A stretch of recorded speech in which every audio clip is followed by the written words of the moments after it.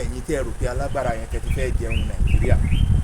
ìyẹn ti dàbí Nàìjíríà tẹ́ ẹ fẹ́ kó túká tẹ́lẹ̀ ẹ ti ràn wọ́n lọ́wọ́ láti pé kó túká. ó dà ọ̀rọ̀ náà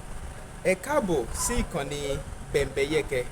tí ẹ mọ̀ sí Bẹ̀mbẹ̀yẹkẹ TV Olúwatóbilọ́ba Fásùgbà ló kọ́ mi pẹ̀lú mi Lámìyító àwùjọ ni wọ́n o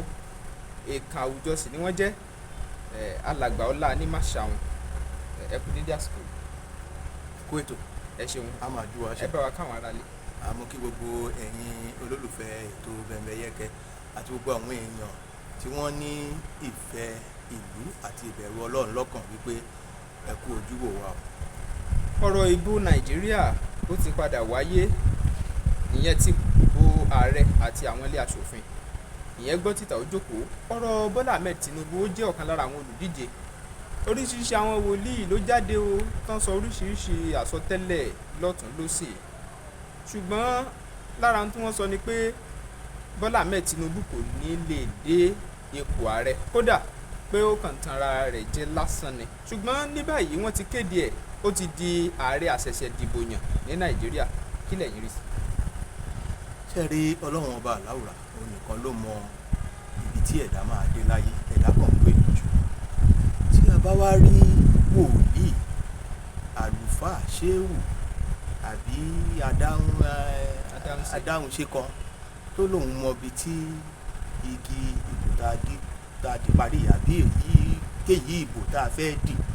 tó lóun mọ ibi tó máa wó sí ó kàn ń sọ tiẹ̀ ni a ò sọ pé kò sí àwọn wòlíì àwọn èèyàn Ọlọ́run tí Ọlọ́run mí sí tí wọ́n rí èmí sí Ọlọ́run ní ti gidi tí wọ́n sì ń sọ bó ṣe yẹ kán sọ ṣùgbọ́n wọn kì í fi gbogbo ẹnu sọ nǹkan míì wọ́n á sọ lérèfé débi wípé olóyè ló máa yé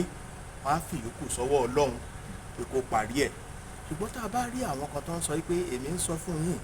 wípé báyìí ló ṣe máa rí sí ó ti sọ̀rọ̀ ẹ̀dọ́ Ọlọ́run ìyẹn ni wípé atẹnujẹ òfútù fẹ́ẹ̀ tẹ̀ àṣà tí ò ní kán òun ló pọ̀ jù nínú nǹkan tá à ń pè ní attributes àwọn tẹ̀ ń pè ní wòlíì yìí èmi máa ń pè nígbà míì ẹ dákun ẹ má bínú máa ń pè wọ́n ní àṣà jẹun Nigeria Enterprises nítorí pé inú ní kálukú kàn ń gbìyànjú láti rí i pé inú ò ṣòfò. ṣé tẹ wá ń gbìyànjú àti sọ báyìí ni pé Ọlọ́run ò fi hàn ọ̀pọ̀lọpọ̀ wọn. ó ṣe Ọlọ́run lágbára gan ó ní mo sọ pé ó fi agbára ẹ̀ ó fi hàn fún àwọn kan tí wọ́n ń rí i lò ṣùgbọ́n wọn kì í fi gbogbo ẹnu sọ̀rọ̀ tán àgbà kì í sọ gbogbo ohun tó wà nínú ẹ̀ tán ọbẹ̀ kì í nù nínú àgbà ṣùgbọ́n àwọn kan wà ẹ ti rí pé bí ìgbà téèyàn arrogate agbára Ọlọ́run ni pé wọ́n fẹ́ẹ́ sọra àwọn ọ̀dọ́ Ọlọ́run wípé báyìí ló máa rí irú àwọn yẹn la wá rí wípé Ọlọ́run dági mọ́lẹ́sẹ̀ wípé gbogbo ẹnu tó ń lé bòròbòrò yẹn o àṣà tí ò ní kán ó ní lọ́dọ̀ tòun Ọlọ́run ọba ìyẹn ni wípé a ò ní agbára tí Ọlọ́run ní ẹni tí Ọlọ́run bá wá jogún àǹfààní ìmísí agbára ẹ̀ fún ó lè sọ ṣùgbọ́n níbi tó máa sọ dé tá a bá wá rò wípé bóyá mo rí nǹkan kan mo wá lágbára yẹn láti sọ gbóhùn tí mi ò lágbára láti sọ Ọlọ́run á sì sọ fún wípé èyí tó sọ yẹn o tàkù ẹni èyí tọ́lọ́run wá fẹ́ ṣe ó ti fi hàn ọmọ aráyé wípé ibi báyìí òun níbi ìdìbò yẹn ń kọ́ òun ló máa wó sí. ṣé ibi tó rọ̀ nǹkan wá dé dúró báyìí àwọn wòlíì mi àníyà tí wọ́n bá rán pé tí Ọlọ́run bá rán àwọn pé Ọlọ́run rán àwọn káwọn lè sọ ni pé táwọn ò bá sọ torí wọ́n ti máa ń kóòtù kínní kan wá ní ègbé ni ẹni tí a ò fi rán tó jẹ́ ẹ̀ ń tẹ ègbé ni kínní kan tàbí irú yẹn gbólóhùn yẹn kí lẹ̀yin rí sí yẹn pẹ̀lú ìwà tí wọ́n hù àti ọ̀rọ̀ tí wọ́n sọ gẹ́gẹ́ bí wọ́n ṣe pè ní àsọtẹ́lẹ̀. ẹni tí Ọlọ́run bá fi rán kò dìgbà tó ṣe fìlàfìlà nípa ẹ róye pẹ̀lú ìrẹ̀wẹ̀sì ọkàn pẹ̀lú ìpayà Ọlọ́run òun ló máa fi gbé kalẹ̀ kì í ṣe pẹ̀lú ìgbéraga tí ẹ bá ti kì í ṣe pẹ̀lú ìgbéraga bí ẹni wípé mo tó èmi mọ̀ ọ́ mo sọ fún yín pé bí ó ṣe rí rè ẹni tọ́lọ́run bá fi rán pẹ̀lú ìrẹ̀wẹ̀sì ni pẹ̀lú bẹ́ẹ̀ ṣe sọ nísìnyí wípé ìgbéni tí ẹ ń fẹ́ ẹni tá a fi rán bí kò ṣe àti ẹni tí a ò fi rán tó ṣe ọ̀pọ̀lọpọ̀ ni a ò fi rán tí wọ́n arrogate agbára Ọlọ́run ṣùgbọ́n àwọn tọ́lọ́run fi rán yẹn ẹ rí nínú ìsọ̀rọ̀ sí wọn àti ìgbékalẹ̀ wọn wípé wọ́n ń wà careful enough láti má kọjá agbára tí Ọlọ́run lè wò. mo mọ̀ wípé ẹ kì í ṣe oníṣẹ̀ṣe, ẹ kì í ṣe oní pásítọ̀ tàbí bóyá wòlíì tàbí nǹkan, ṣùgbọ́n mo mọ̀ pé lámèyítọ́ àwùjọ ni yín, ó ń dáadẹ̀ ṣe ń pè yín ní lámèyítọ́ àwùjọ gẹ́gẹ́ bí ẹni tó nímọ̀ dáadáa. Ṣé ká wá sọ wípé nígbà míì ẹlòmíì kì í ní àwọn bóyá nǹkan tí ò tọ́ sí tọ́lọ́run ò fi sí, bóyá nǹkan wò pé nǹkan báyìí kò tọ́ sí, ṣùgbọ́n tó máa padà wá tún gbé ẹsẹ̀ lé nǹkan yẹn tó máa padà ṣàṣeyọrí lórí ẹ̀, ṣé a fẹ́ sọ pé kò kí ń sí ni? ṣé ẹ mọ̀ wípé ìmísí ọlọ́run ọ̀tọ̀, ìmísí èṣù ọ̀tọ̀. Èṣù a máa gbé agọ̀ bo ẹlòmíì lójú nígbà míì tàbí kó gbé agbára fún un. Tó bá bẹ̀rẹ̀ sí lo agbára ọ̀hún, á wá lò bí ẹni wípé agbára tí ọlọ́run gbèlè lọ́wọ́ ni. Àtúbọ̀tán ẹ̀ ń kọ́ ó máa tẹ́bọ̀ nídìí ẹ̀. Ṣùgbọ́n tọ́lọ́run bá gbé nǹkan fún èèyàn, ìlànà bó ṣe máa gbé kalẹ̀ ọlọ́run pàápàá ti fi ìmísí yẹn á ti fi kún agbára kan tó gbèlè lọ́wọ́ tó jẹ́ pé kò ní í ṣì lò. So ó ṣeé ṣe kẹ́lòmíì rí, ṣùgbọ́n ọ̀pọ̀lọpọ̀ kò dá mi lójú wípé látọ̀dọ̀ aláwùrà ni wọ́n ti ń rí agbára yìí.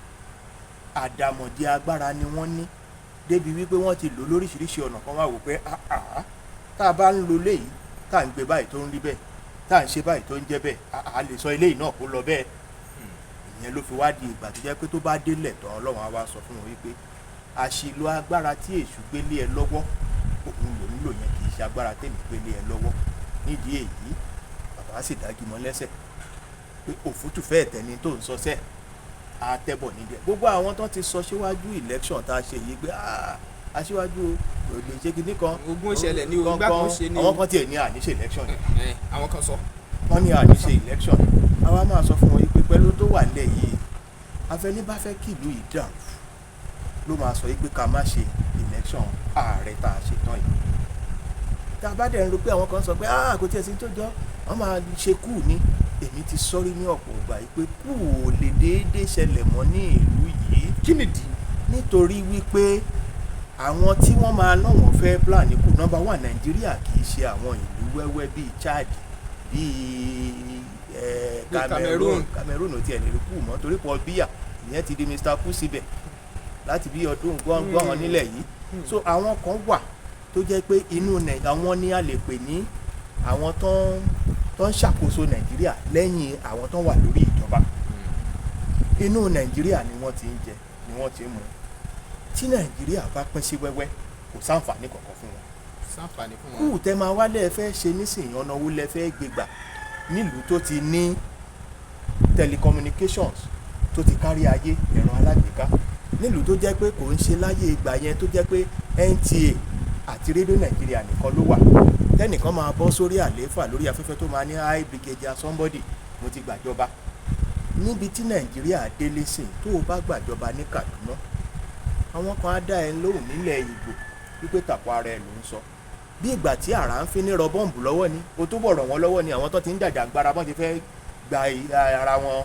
lọ́tọ̀ tẹ́lẹ̀. So ó máa di yánpọn yánrin ni. Ṣùgbọ́n má wàá gbàgbé kíní kan ní Afghanistan ní nǹkan bíi kò tí ì pọ̀dún méjì tán, ó ń lọ bí ọdún méjì báyìí. Wọ́n mọ̀ gbàjọba lọ́wọ́ ìjọba nígbà náà, àwọn Taliban, ṣe rántí. Afghanistan is a country that is more or less a united country. Ó kàn jẹ́ pé ogun wà ńbẹ̀ ni, ìjàngbara wọn sí western world ni. Ó yàtọ̀ sí ìlú Nàìjíríà tó jẹ́ pé èmi Ìgbò, ìwọ Haúsá Fúlàní o, èmi Yorùbá o. Ìgbò sọ wípé wọ́n rẹ́ wọn jẹ, Yorùbá náà wọn náà ò nífẹ̀ẹ́ sí bí nǹkan ṣe ń lọ sí. Haúsá ní bọ́ńtòrú làwọn, mo sọ́rí láti lo àwọn words wọ̀nyí. Tó bá délẹ̀ tán tó ló gbàjọba ní Benue àbí ní Kaduna sẹ́, mo sì ń tẹnu mọ́. Ó ran àwọn tó wà nílẹ̀ Ìgbò lọ́wọ́ ni àtàwọn tó wà nílẹ̀ Yorùbá. Nítorí kó tó ló ṣe high brigadier somebody ní tẹlifíṣàn kan, o ò lè kárí gbogbo tẹlifíṣàn tí wọ́n ti fún láǹfààní aládàáni ní ìlú Abẹ́òkúta tàbí ní ìlú Èkó, àmọ́ private stations tó wà níbẹ̀. Kálukú á broadcast tiẹ̀, àgbàjọba tiẹ̀ ní. Níbo wá ní Nàìjíríà tí ẹ̀yin tẹ́ rò pé alágbára yẹn tẹ́ ti fẹ́ jẹun Nàìjíríà? Ìyẹn ti dàbí Nàìjíríà tẹ́ ẹ̀ fẹ́ kó túká tẹ́lẹ̀, ẹ ti ràn wọ́n lọ́wọ́ láti pé kó túká. Ó dà, ọ̀rọ̀ Nàìjíríà kò sí bí bá a ṣe máa sọ tí àwa ní sọ̀rọ̀ nípa darí. Ààrẹ Muhammadu Buhari ṣì ni ààrẹ báyìí, bó tiẹ̀ jẹ́ pé wọ́n ti dìbò yan ààrẹ tuntun tí yóò tó gbàjọba láìpẹ́. Ó ṣe kinní kan lọ́jọ́ dìbò tó kọjá, nígbà tó dìbò tán ó wá fi hàn síta báyìí káwọn èèyàn lè mọ ibi tó tẹ ìbò sí. Ǹjẹ́ òfin orílẹ̀-èdè Nàìjíríà ṣó fààyè gbà àti pé tí ò bá wá fààyè gbà irú ìjìyà wo ló yẹ kó wà fún irú ẹni bẹ́ẹ̀ tó jẹ́ adarí tó wúwà bẹ́ẹ̀. ní ti ìjìyà ẹ jẹ́ kọ́kọ́ mú báyìí òfin ìdìbò wa kò fààyè gba nǹkan tí ààrẹ ṣe tó bá ní ǹjẹ́ ààrẹ jẹ̀bi ẹ̀sùn níwọ̀n bá rí pé èèyàn gbọ́dọ̀ lọ ilé ẹjọ́ ńgbà míì tó bá fẹ́ wí àwíjàre ní bí ọ̀rọ̀ ṣe lọ lórí òjòrí ààrẹ jẹ̀bi láyé lọ́dọ̀rùn nítorí pé òfin ò gbà tí ìwọ bá gbìyànjú rú ẹ̀ níbi iléèdè òfin àwọn ṣùgbọ́n ǹjẹ́ kó rò pé òfin yẹn lè ré mọ́ ààrẹ lọ́wọ́ ó yẹ kó ré mọ́ ààrẹ lọ́wọ́ ó wá kẹni tó máa ṣe kíni tó máa sọ wípé ìyá balẹ̀ ṣe kíni ọ̀làjì. ṣé n kò ní immunity. ìyẹn ẹ̀kan but òfin wa ò fààyè gba nǹkan tí ààrẹ ṣe èèyàn ò dẹ̀ gbọ́dọ̀ ṣe immunity lò that is vote buying indirectly vote instigation vote intimidation òun kàn nípa ìkúùkù indirectly fún àwọn yòókù wípé ibi tí mo dìbò sí rèé ó yẹ kẹ́yìn náà lè dìbò síbẹ̀ òfin ò fààyè gbà lábẹ́ òfin o ààrẹ jẹ̀bi ṣùgbọ́n ó kẹ́ni máa sọ wípé kí ni ìyá balẹ̀ ọ̀làjẹ̀. tó ẹ gba àwọn ọmọ orílẹ̀-èdè Nàìjíríà lámọ̀ràn àwọn tó jẹ́ olórí ẹlẹ́sìn àti àwùjọ wa lámọ̀ràn ní ṣókí ká tó máa yọ̀ǹda yín. èmi rò wípé níbi tí ọ̀rọ̀ ìlú yìí dé níṣẹ́ ló yẹ ká sowọ́pọ̀ kí a lè túbọ̀ tètè máa rí ìlọsíwájú tó yẹ. gbogbo àwọn olórí ẹ̀sìn wọn ní ipa pàtàkì gẹ́gẹ́ bí àwọn olórí opinion holders bí wọ́n ṣe ní ipa láti rí wípé nǹkan tí wọ́n máa fọ̀ jáde lẹ́nu tí wọ́n máa sọ jáde fún àwọn tó ń tẹ́tí sí wọn kó jẹ́ nǹkan tó máa mú ìfọwọ́sowọ́pọ̀ wá kó má jẹ́ tó máa tú wa ká nítorí kò sáǹfààní nínú wípé ká túká ní ìlú níbi tá a bá dé tí olórí kọ̀ọ̀kan bá mọ̀ ní iṣẹ́ wípé Nàìjíríà òun ni constituency òun kì í ṣe Igbo land bóyá olórí yẹn wá láti Igbo land kọ́ ní constituency ẹ̀ kì í ṣe Yorùbá land báṣíwájú ṣe jáde ń sìn Yorùbá land kọ́ ní constituency ẹ̀ the same way tí ààrẹ tó ń kó lórí àlééfà Muhammadu Buhari bó ṣe jẹ́ ààrẹ nílẹ̀ yìí ilẹ̀ Haúsá Fúlàní kọ́ ló yẹ kó jẹ́ constituency ẹ̀ so tí ààrẹ bá ti mọ̀ wípé gbogbo Nàìjíríà lápapọ̀ ní constituency wọn kò ní sí ìkùnsínú wípé èmi ni mo fẹ́ ṣe nítorí pé kí ni àwọn ara wọn ni wọ́n ń tọ́jú nígbà tán wà lórí àlééfà káwò wípé ohun àlùmọ́ọ́nì gbogbo tó wà nílẹ̀ yìí ohun tí gbogbo wa jọ ní adẹ̀gbọ́dọ̀ jọ jẹ àǹfààní ẹ̀ bí ó bá ṣe tọ́ àti bí ó bá ṣe yẹ ní kì í ṣe pé ká di ẹnìkan lọ́wọ́ mú kí àwọn kan máa jẹun. tó ẹ ṣe gan alàgbà Ọlá Animasahun yóò mọ ju yín ṣe o ní gbogbo ìgbà ẹ ṣeun ẹ̀yin èèyàn ló ẹ ti bọ́rọ̀ ṣe jẹ́ ẹ máa subscribe ẹ like ẹ share fáwọn ẹlòmíì níkànnì bẹ̀bẹ̀ yẹtẹ̀ yóò jọ àṣewò dàbọ̀.